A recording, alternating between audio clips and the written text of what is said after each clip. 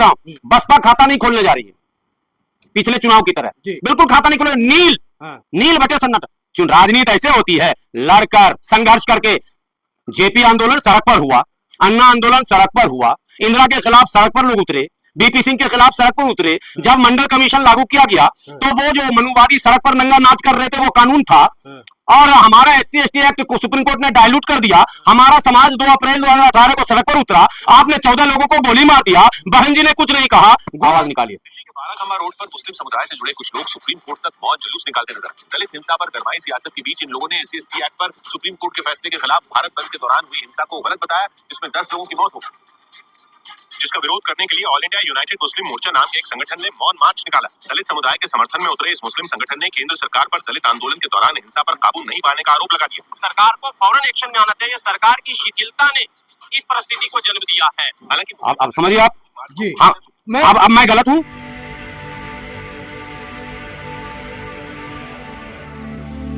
जय भीम, मैं मेवालाल और आप देख रहे हैं बहुजन समय। साथियों, इस समय जो मेरठ का घटना है पूरे देश में छाया हुआ है, उसी पे मैं आज समझने के लिए हमारे साथ गुलाम सरवर जी हैं।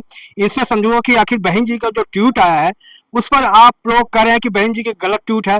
मैं समझ RN लेडी कहा जाता है उनको, वो बहुत दूरदृष्टि है, बहुत सोच समझ के वो बात कहती है। तो आज इनसे समझूंगा कि सरवर जी, बहन जी इतना दूरदृष्टि है, सोच समझ के करती हैं। जिस तरह से आप लोगों ने जब जंतर मंतर पे मुसलमानों को आपने रोका कि वहां पे आपको नहीं जाना चाहिए, तो उन्होंने भी क्या है कि हमारे समाज को अपने हाथ में कानून नहीं लेना चाहिए, तो गलत क्या कहा उन्होंने? बहुत अच्छा सवाल किया आपने, और इसमें तो संदेह नहीं कि बहन जी बहुत परिपक्व हैं और दूरदृष्टि भी उनकी है, इसमें तो कहीं संदेह नहीं है। लेकिन आपने उस सवाल को मेरे उस आह्वान से जोड़ दिया जो जंतर मंतर के लिए मैंने कहा। जंतर मंतर जाने से मैंने मुसलमानों को नहीं रोका, कॉकरोच पार्टी के द्वारा आहूत धरना प्रदर्शन में जाने से रोका। कॉकरोच पार्टी का आंदोलन न हमारे समाज का आंदोलन है, न बहुजन समाज का आंदोलन है।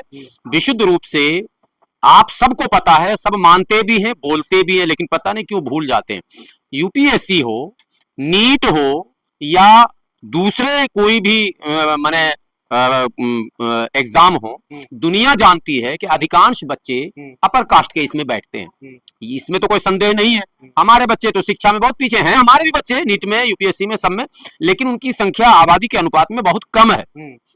तो पेपर लीक हुआ तो अपर कास्ट को आना चाहिए या दलित को आना चाहिए, मुस्लिम को आना चाहिए सड़क पर, ये बताइए।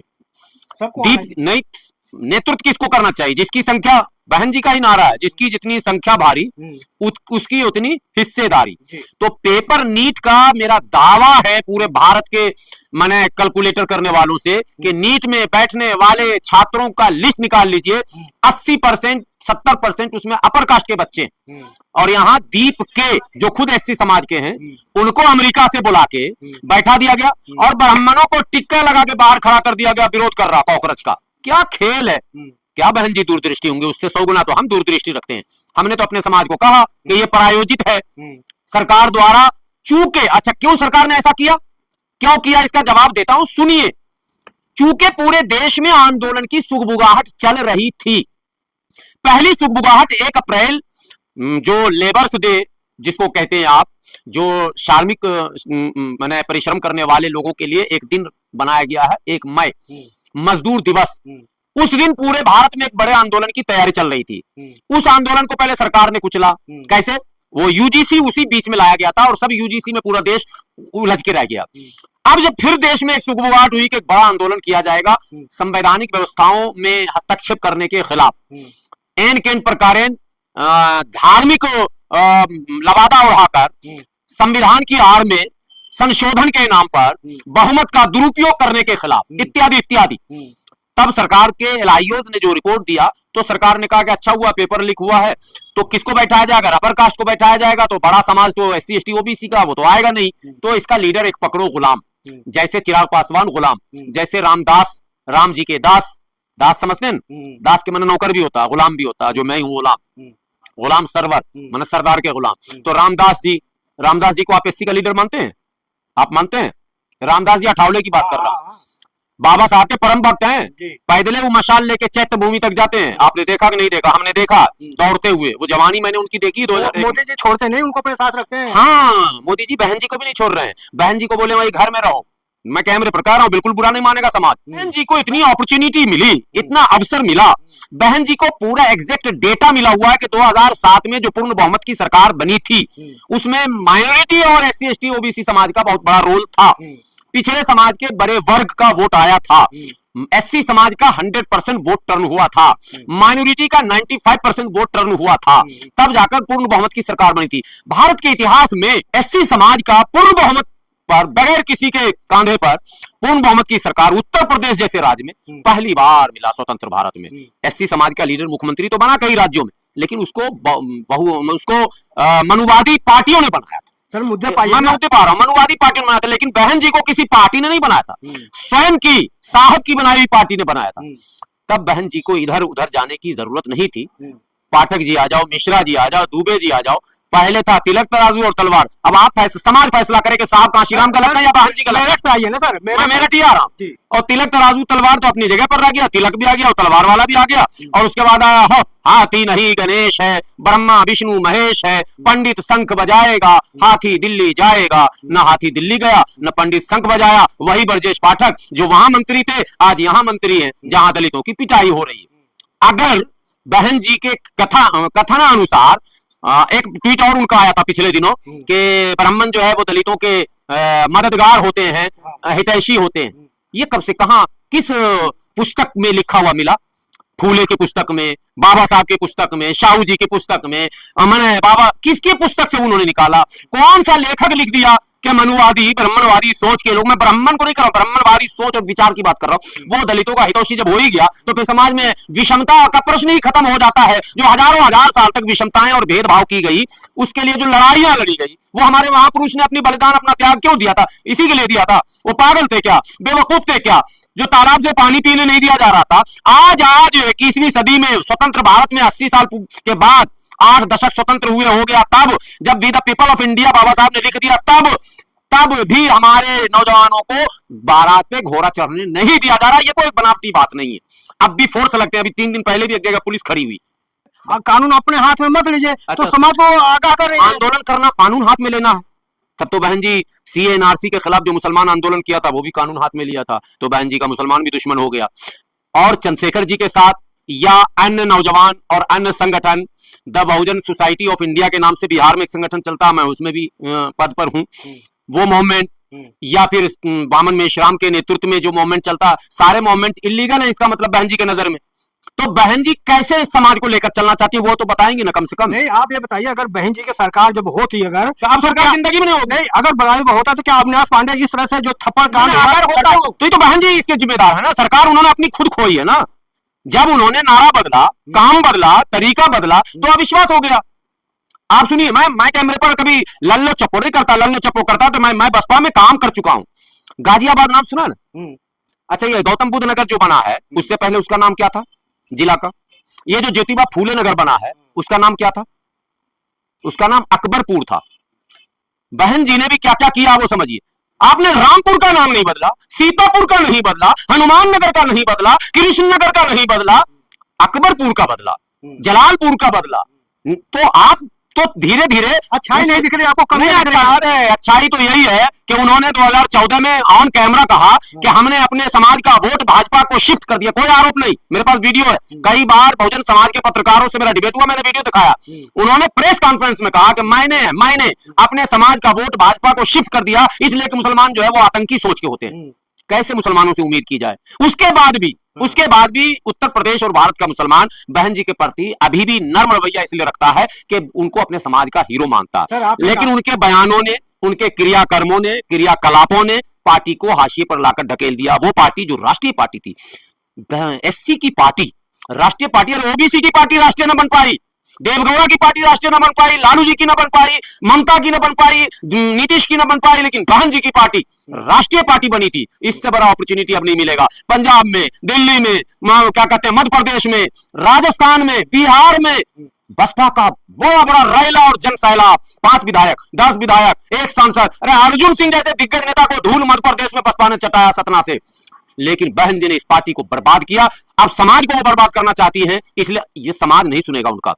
हमारे साथ अत्याचार होगा, हम सड़क पर उतरेंगे। सड़क पर उतरना मेरा हक है। बाबा साहब ने हक दिया मुझे। सर, आपने कहा कि ब्राह्मण शंख बजाएगा और जो हाथी कभी न दिल्ली जाएगा, दिल्ली जाएगा। नारा उन लोगों का कहता जाएगा, मगर मैं कह रहा हूँ कभी न दिल्ली जाएगा। सवाल तो ले लीजिए, बहन जी राजनीति करती है, जब कागती ने बहुजनों से सरकार नहीं बन दिख रहा है, तो अगर सवर्ण को जोड़ लिया तो उसमें गलती क्या है? तो चलो 2007 का एक एक बूथ का सर्वे जो बसपा को वोट मिला है, मैं बहन जी के चरणों में सर रगड़ दूंगा और मैं मुसलमानों के पांव पकड़ पकड़ के बसपा की तरफ लाऊंगा, रो रो के।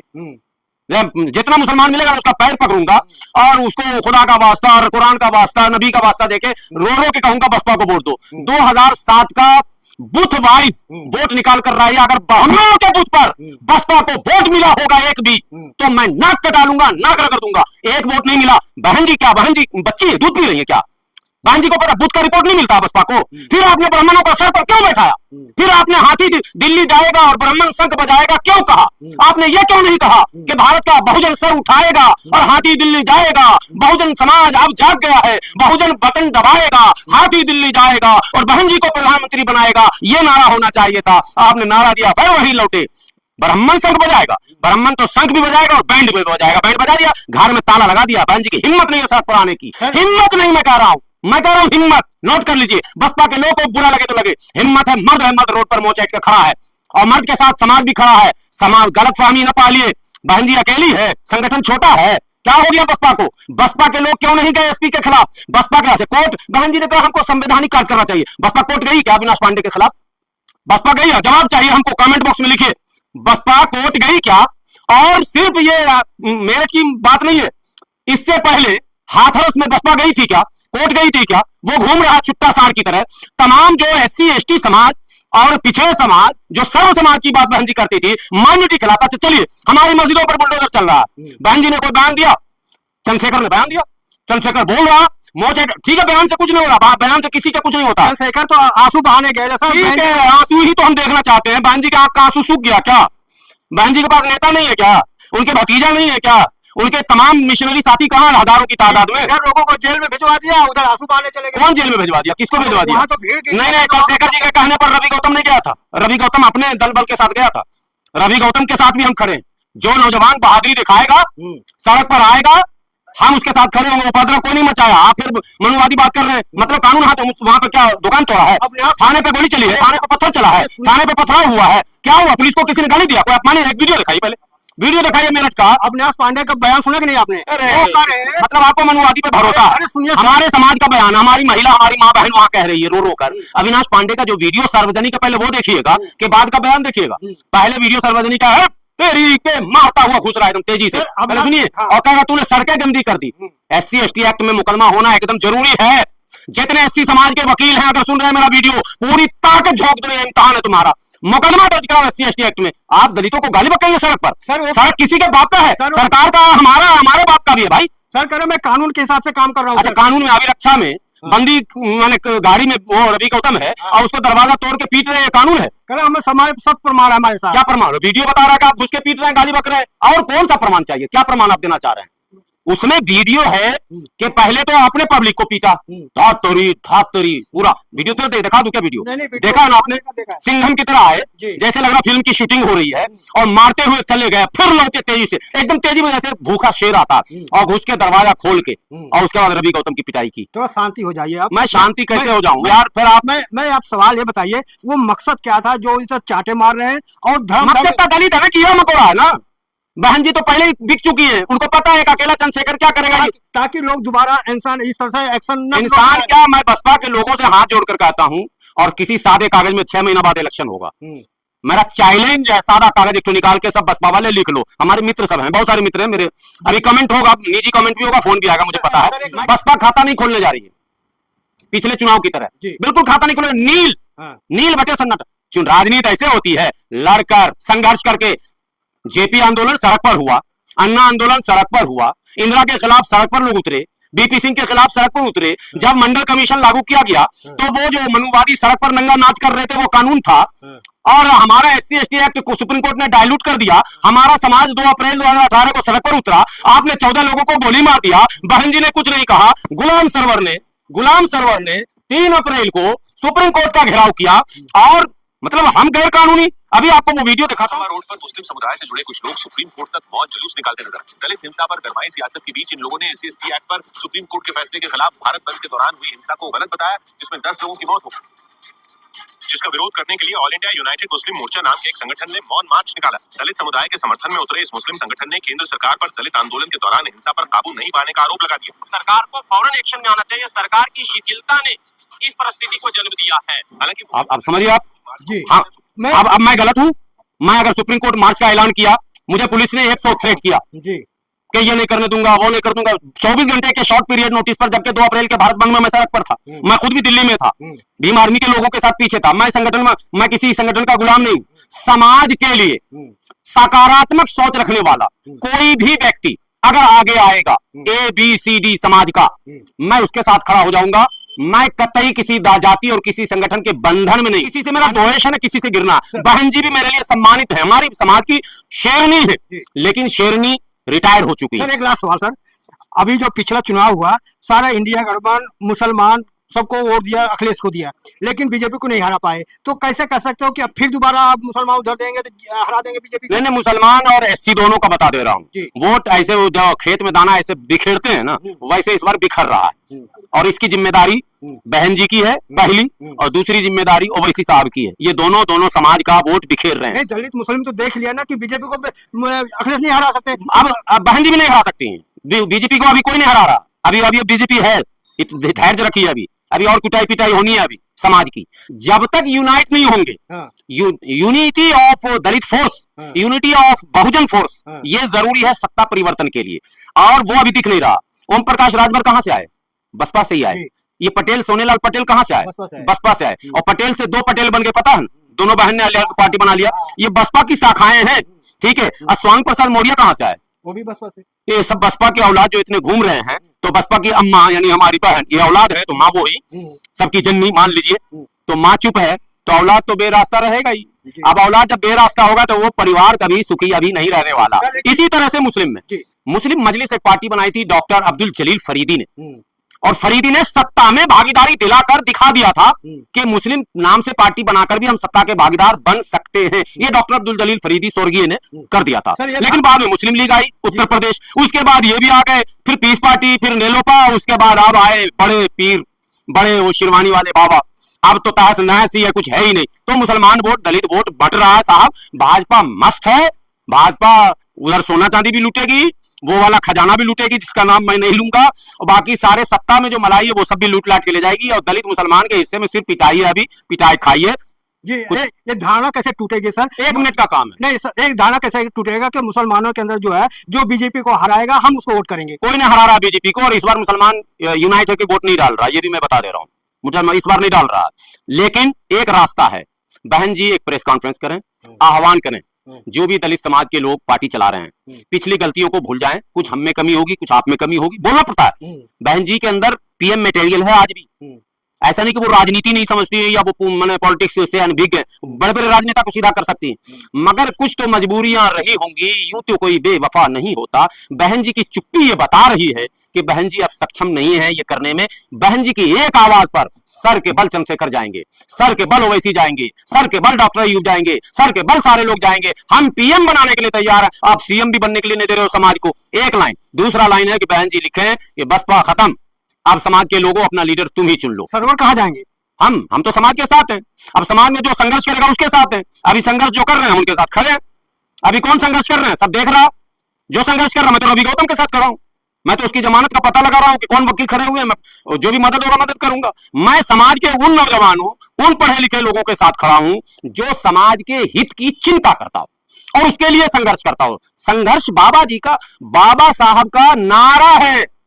अब बहन जी उसको कैसे झुटला रहे हैं? शिक्षित बनो, संगठित बनो, संघर्ष करो। जरा सा संघर्ष की परिभाषा हमको बता दीजिए। कौन सा संघर्ष? सिर्फ वोट डाल, बस समाज को एक ही पार्ट लिखा हुआ लेके आती है बहन जी पन्ना उलट के, तुम सिर्फ हमारी सरकार बना दो, तुम सिर्फ हमारी सरकार बना दो, तुम सिर्फ हमारी सरकार बना। नहीं होगा भाई। सरकार बनाने के लिए जो वे है, जो रास्ता है, उस पर साहब कांशीराम के ऊपर पथराव हुआ, हमले हुए, साइकिल से चलते थे, टूटे हुए एम्बेसडर से चलते थे, खड़खड़िया गाड़ी से। साहब कांशीराम ने इस दिल्ली में 20 लोगों में सभा किया। आपको पता है? देखा आपने? देखा कि नहीं देखा? 20 लोगों की सभा। बहन जी करेंगी 20 की सभा? करेंगी, मैं चैलेंज करता हूं। 25 लाख का मंच लगा, उसमें ये बना, उसमें वो बना, पहले सिक्योरिटी कुत्ता चेक करेगा। यार आप समाज को जगाओगे। जो समाज झुग्गी में रहता, जो समाज खेतों में रहता, जो समाज नाला साफ करता, जो समाज झाड़ू लगाता, उस समाज से आप ये उम्मीद करते हैं कि आप वीआईपी ट्रीटमेंट, मनवादी सोच? नहीं। साहब काशीराम ने अपना पूरा सब कुछ निछावर किया था, तब बसपा खड़ी हुई थी। साहब खाते थे मक्के की रोटी, साग, दाल, जो है समाज के घर बनता था वो खा लेते थे। अरे ले भी लेते थे, अपने साथियों को भी कहते थे खा लो भरपेट, आगे की कोई गारंटी नहीं है।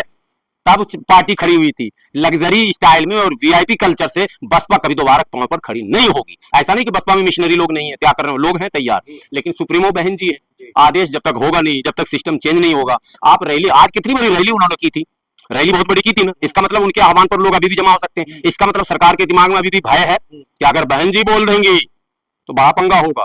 फिर बहन जी बोलेंगी तो क्या बोलेंगी, आपने कहा ट्वीट पीसी किया बहन जी ने।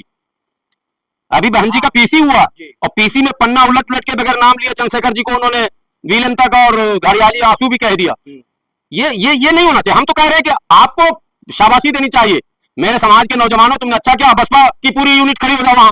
वो मेरा बच्चा है, वो मेरे समाज का लड़का है, ठीक है। उसको पार्टी मैंने ब्राह्मण 25 पार्टी बना ले और सरकार बना ले, और अगर बहुजन में 2 पार्टी बन गई तो आपको पेट में क्यों दर्द है? वो बच्चा जवान है, वो जीत के दिखा दिया। आप हार के गए और वो जीत गया भाई। वो नौजवान मोच वाला सांसद है, बात समझिए पहले। वो तो बीजेपी के खड़ा किया है, तो बीजेपी उन्होंने खड़ा किया, इधर इधर चुप किए हुए, दोनों बात है। हमारा आरोप है कि बीजेपी ने बहन जी को चुप कर दिया, आपका आरोप है बीजेपी ने चंद्रशेखर जी को खड़ा कर दिया।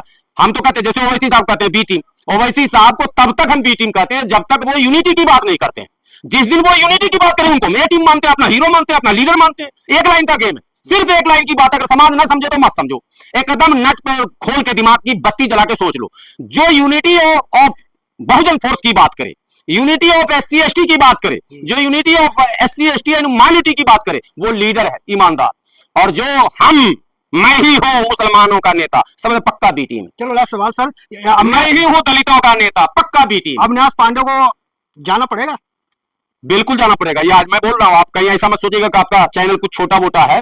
मैं कह रहा हूं इस बार जाना ही पड़ेगा। सरकार लाख बचाने की कोशिश करो इस बार। बिल्कुल मूड में सारे लोग हैं और समाज का बड़ा तबका, कई वकीलों से भी मेरी बात हुई, वो उनके सारे वीडियो, सारे एक्टिविटी को कैमरे में कैद करके उसको लिया जा रहा, जमा किया जा रहा। लोग कोर्ट भी जाएंगे।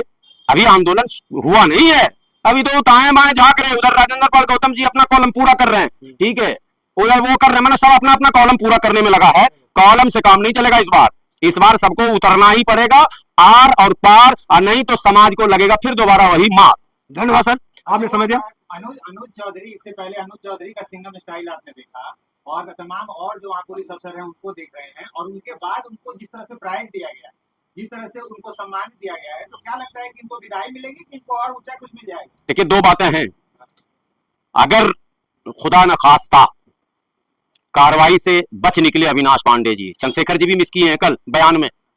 मैं इस बयान के विरोध में, उन्होंने कहा कि माफी मांग ले अविनाश पांडे, उनका बयान आया, माफी नहीं, माफी मांग भी लिया। आज का बयान जो है वो माफी जैसा ही है, आपने देखा होगा।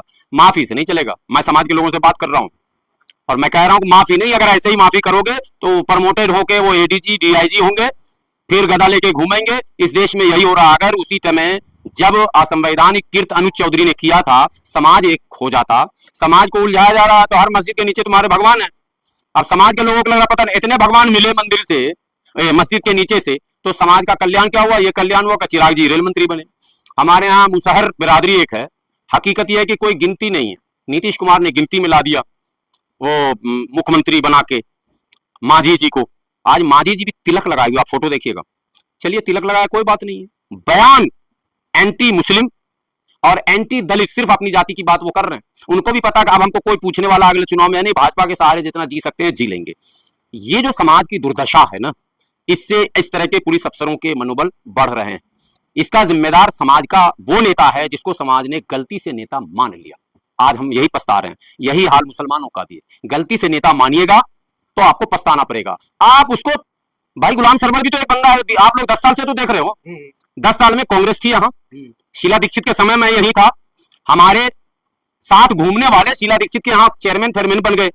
मेरे सामने अन्ना आंदोलन हुआ, मेरे सामने केजरीवाल जी मुख्यमंत्री बने, आम आदमी पार्टी बनी। मतलब मैं चेगन दाल हूं क्या? मैं चाहता तो आम आदमी पार्टी में नहीं जाता। मैं जाके कुछ नहीं बनता, मतलब मेरे अंदर कोई खूबी नहीं है, निगम पार्षद भी नहीं बन सकते थे। हमसे घटिया घटिया लोग एयरमैन, चेयरमैन, शेयरमैन, अल्पसंख्यक सब बन गए, मैं नहीं गया। ये बात मैं समझाना चाहता हूं समाज को, नहीं समझोगे तो सब भाग जाएगा, सब भाग जाएगा। समझ लो कि कुछ लोग आज भी अड़े हैं, लड़ रहे हैं, सिवाय बहुजन समाज की विचारधारा यानी साहब कांशीराम और मानवर बाबा साहब अंबेडकर के विचारधारा से बनी पार्टियों पर ही हम काम करते हैं। जैसे पीस पार्टी, हम एमआईएम में क्यों नहीं गए? हम पीस पार्टी को क्यों सपोर्ट करते हैं? क्योंकि वो संविधान की बात करती है, सब समाज की बात करती है। ना इंसाफी हम ब्राह्मण के खिलाफ थोड़ा ना है, या राजपूत के खिलाफ नहीं है, ब्राह्मणवादी सोच के खिलाफ, मनुवादी सोच के खिलाफ है, सामंतवादी सोच के खिलाफ, किसी जाति और धर्म के खिलाफ नहीं।